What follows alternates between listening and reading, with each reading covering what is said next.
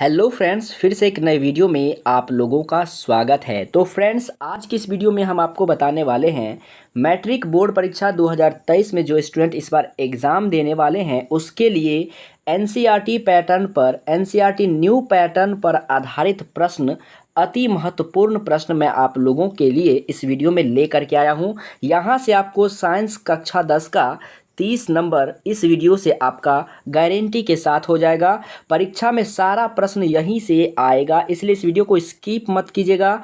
Most VVI objective question 2023 के लिए मैं आप लोगों के लिए लेकर के आया हूं। तो चलिए इस वीडियो को देरी ना करते हुए शुरुआत करते हैं। बट उससे पहले यदि अभी तक आप हमारे चैनल को सब्सक्राइब नहीं किए हैं तो अभी मत करना है, पहले इस वीडियो को शुरू से लास्ट तक देख लीजिए।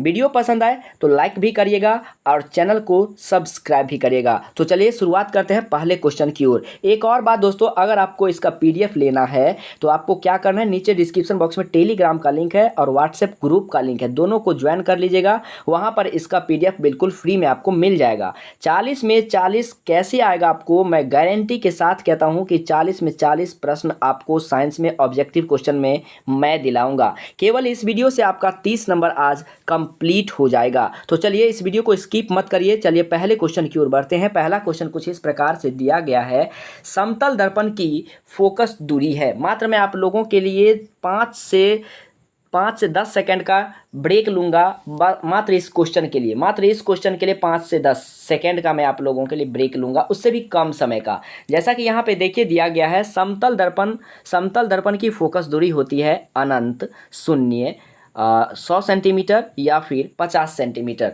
तो इस प्रश्न का राइट आंसर हो जाएगा समतल दर्पण की फोकस दूरी अनंत होती है। ऑप्शन ए इज द बिल्कुल राइट आंसर हो जाएगा। बढ़ते हैं सेकेंड नंबर क्वेश्चन की ओर। सेकेंड नंबर क्वेश्चन देखिए कुछ इस प्रकार से दिया गया है। सेकेंड नंबर क्वेश्चन है, उत्तल लेंस के सामने वस्तु कहाँ रखने पर प्रतिबिंब वस्तु के आकार का बनेगा। ये दूसरा क्वेश्चन है दोस्तों। इस क्वेश्चन का राइट आंसर हो जाएगा 2F पर, यानी कि पहला ऑप्शन जो है ना इसका बिल्कुल राइट आंसर हो जाएगा। उत्तल लेंस के सामने वस्तु को अगर 2F पर रख दिया जाए तो प्रतिबिंब जो बनेगा, वस्तु का प्रतिबिंब वस्तु के आकार के बराबर हो जाएगा। इसलिए इस क्वेश्चन का राइट आंसर भी ऑप्शन ए बिल्कुल सही हो जाएगा। बढ़ते हैं थर्ड नंबर क्वेश्चन की ओर। थर्ड नंबर क्वेश्चन बहुत ही महत्वपूर्ण प्रश्न है। लेंस की शक्ति की इकाई क्या होती है, यानी कि लेंस की शक्ति शक्ति कहा जा रहा है यहाँ पे। तो लेंस की शक्ति का एसआई मात्रक क्या होगा, लेंस की शक्ति की इकाई क्या होती है, तो डायऑप्टर होती है, जिसे लेंस की क्षमता का एसआई मात्रक भी कहा जाता है। इसलिए इस क्वेश्चन का राइट आंसर ऑप्शन ए बिल्कुल सही आंसर हो जाएगा। बढ़ते हैं फोर्थ नंबर क्वेश्चन की ओर। फोर्थ नंबर क्वेश्चन है, किसी लेंस को अभिसारी लेंस भी कहते हैं।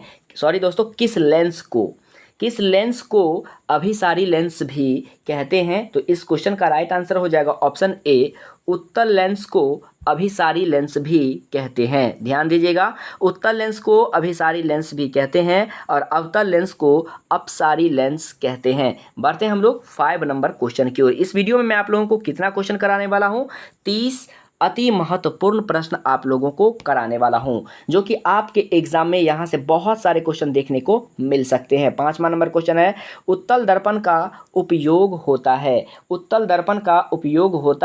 तो दोस्तों वो होता है, यहाँ पे ध्यान दीजिएगा, आप लोगों के लिए उत्तल दर्पण का जो उपयोग होता है वाहन के साइड मिरर के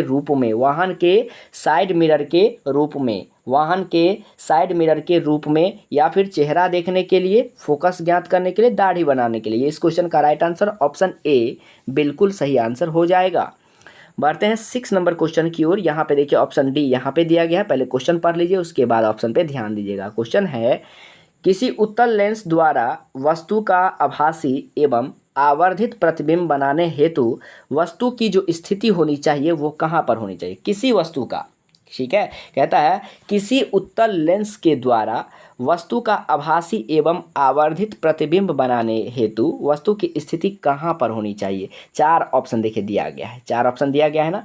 एफ पर होनी चाहिए, प्रकाशीय केंद्र पर होनी चाहिए, वक्रता केंद्र पर होनी चाहिए, या फिर एफ तथा प्रकाश केंद्र ओ के बीच में होनी चाहिए। यानी कि 6 नंबर क्वेश्चन का जो राइट आंसर हो जाएगा ना, वो हो जाएगा option D is the right answer. F तथा प्रकाश केंद्र के बीच होनी चाहिए। बढ़ते हैं 7 नंबर क्वेश्चन की ओर। 7 नंबर क्वेश्चन है, तालाब का जल कम गहरा दिखाई देने का कारण है। तालाब का जो जल है वह कम गहरा दिखाई देने का क्या कारण है? तो वो है आपका अपवर्तन, यानी कि ऑप्शन सी इस क्वेश्चन का बिल्कुल राइट आंसर हो जाएगा। बढ़ते हैं हम लोग 8 नंबर क्वेश्चन की ओर। 8 नंबर क्वेश्चन है, वायु में प्रकाश की चाल निर्वात की अपेक्षा क्या होती है? कम होती है, ज़्यादा होती है, समान होती है, या फिर इनमें से कोई नहीं? तो दोस्तों वायु में प्रकाश की चाल निर्वात की अपेक्षा कम होती है, यानी कि ऑप्शन ए जो है ना इस क्वेश्चन का बिल्कुल राइट आंसर हो जाएगा। 9 नंबर क्वेश्चन है, सरल सूक्ष्मदर्शी में किस प्रकार का लेंस कार्य करता है? सरल सूक्ष्मदर्शी में किस प्रकार का लेंस कार्य करता है? तो दोस्तों मैं आपको बता दूं, सरल सूक्ष्मदर्शी में जो है ना वो आपका उभयोत्तल लेंस कार्य करता है। उभयोत्तल यानी कि आपको ऑप्शन सी में दिखाई दे रहा है ना, तो इस क्वेश्चन का राइट आंसर ऑप्शन सी बिल्कुल सही आंसर हो जाएगा। बढ़ते हैं 10 नंबर क्वेश्चन की ओर। 10 नंबर क्वेश्चन दिया गया है, 2 मीटर फोकसांतर वाले उत्तल लेंस की क्षमता ज्ञात करें। 2 मीटर फोकसांतर वाले उत्तल लेंस की क्षमता ज्ञात करें। तो आप लोगों को पता है कि लेंस की क्षमता क्या होता है? 1/f होता है, 1/f होता है। तो यहाँ पर लिखेंगे, यानी सेंटीमीटर में अगर कहा जाए तो 100 बट्टे क्या हो जाएगा? 2 हो जाएगा। ठीक है, यहाँ पे 2 है तो 2, यहाँ जितना रहता है उतना देते। इस तरह से अगर हम काट देते हैं, मैंने क्या कहा, सॉरी दोस्तों, 1/f होना चाहिए। कितना अभी मैंने बोला था आपको? 1/f होनी चाहिए। f का मान यहाँ आपको 2 दिया गया है, इसलिए इस क्वेश्चन का 1/2 का मतलब होता है आधा। 1/2 का मतलब होता है आधा, और यहाँ उत्तल लेंस है तो प्लस वाला होगा, माइनस वाला तो होगा ही नहीं। और यहाँ पे 1/2 का मतलब होता है हाफ मतलब होता है 0.5। तो इसलिए इस क्वेश्चन का राइट आंसर जो होगा ना वो ऑप्शन बी बिल्कुल सही आंसर हो जाएगा। Option B 0.5 dioptre. लेंस का क्षमता का ऐसा मात्रा क्या होता है? तो डायोप्टर होता है। ये भी क्वेश्चन आपके एग्जाम में पूछे जा सकते हैं। 11 नंबर क्वेश्चन देखिए दिया गया है, किसी गोलीय दर्पण की फोकस दूरी 10 सेंटीमीटर है तो उसकी त्रिज्या क्या, वक्रता क्या होगी? वक्रता त्रिज्या। तो दोस्तों आपको मैंने याद करवाया था कि f इज इक्वल टू होता है r/2, या फिर आप कहेंगे r बराबर हो जाएगा 2f, यानी फोकस दूरी आपका जितना दिया रहेगा उसका 2 गुना कर देना है। तो आपका राइट आंसर ऑप्शन सी आ जाएगा, यानी 10 का 2 गुना 20 सेंटीमीटर। अगर आपका वक्रता त्रिज्या फोकस दूरी मांग रहा है, मैंने क्या कहा? वन मोर प्लीज़ एक बार सुनिए ध्यान से। अगर आपको फोकस दूरी, एक बार फिर से सुनिए, अगर आपको फोकस दूरी दिया हो, वक्रता त्रिज्या निकालना हो, तो जो भी दिया रहेगा उसका 2 गुना करना है। क्या करना है? 2 गुना, तो 10 दूनी 20 हो जाएगा। ठीक है, इसका राइट आंसर ऑप्शन सी हो गया। 11 नंबर क्वेश्चन का राइट आंसर ऑप्शन सी।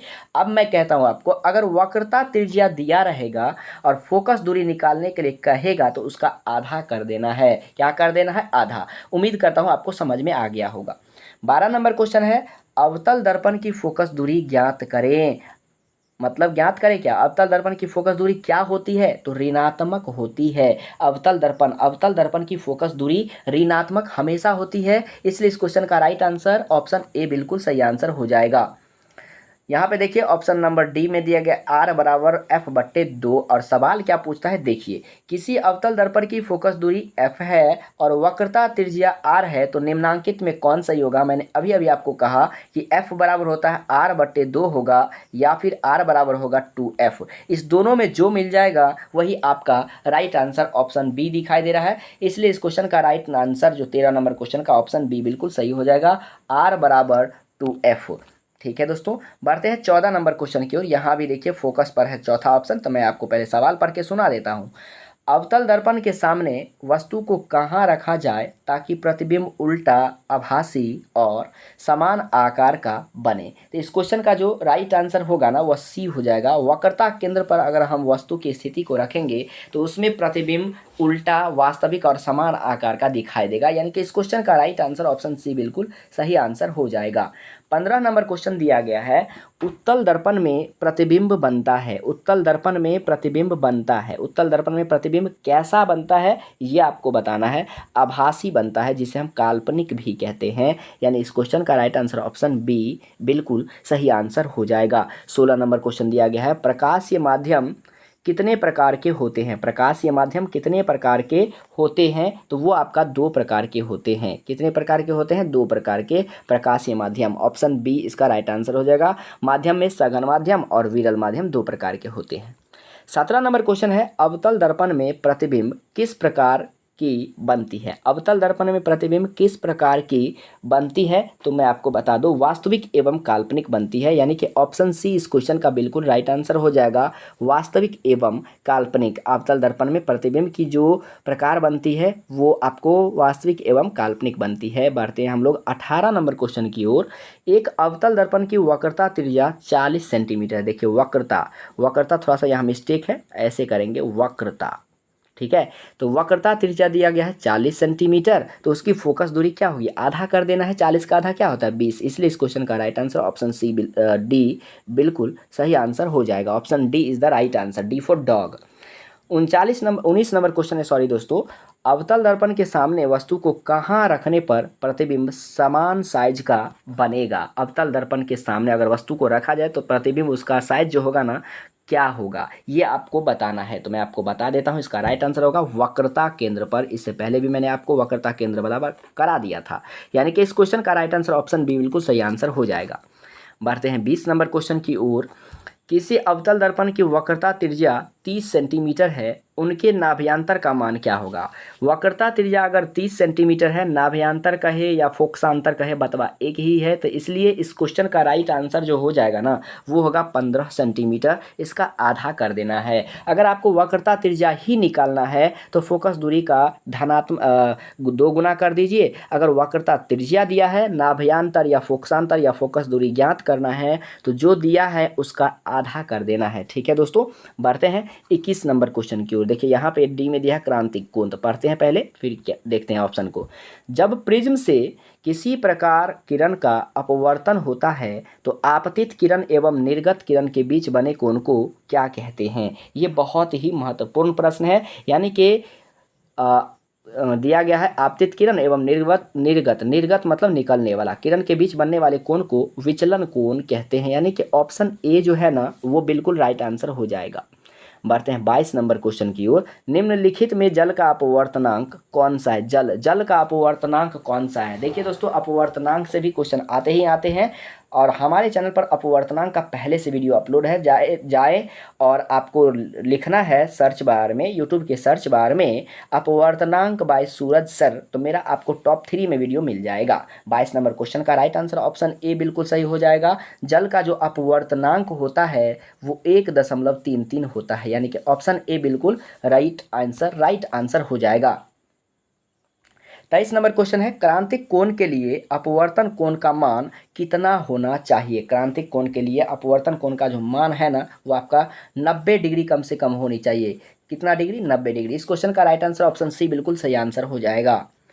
24 नंबर प्रश्न है, प्रकाश के पीछे लौटने की प्रक्रिया को कहते हैं। प्रकाश के पीछे लौटने की जो प्रक्रिया होती है ना, उसको प्रकाश का परावर्तन कहते हैं। क्या कहते हैं? प्रकाश का परावर्तन, यानी कि ऑप्शन ए बिल्कुल सही आंसर हो जाएगा।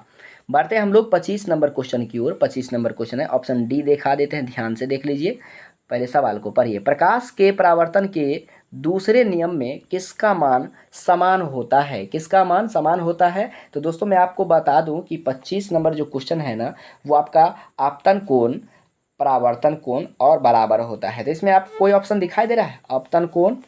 आपतन कोण परावर्तन कोण के बराबर होता है, और उसके बाद यहाँ फिर से है विचलन का कोण निर्गत कोण के बराबर होता है। यहाँ पे अब आप बताइए कि प्रकाश के अपवर्तन के दूसरे नियम में किसका मान जो है ना, वो समान होता है? तो अपवर्तन कोण और परावर्तन कोण हमेशा बराबर होता है, यानी कि इस क्वेश्चन का जो राइट आंसर है ना 25 नंबर क्वेश्चन का, वो ऑप्शन बी बिल्कुल सही आंसर हो जाएगा। कौन सा होगा? Option B is the right answer.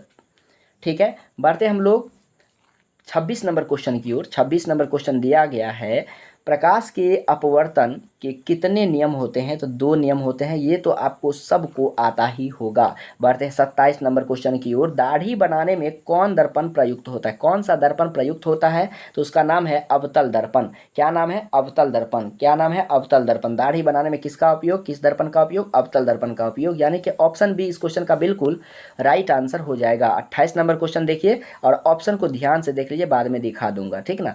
28 number सवाल को पढ़िए। एक व्यक्ति समतल दर्पण की ओर 4 मीटर सेकेंड प्रति सेकेंड की चाल से चल रहा है, ठीक है।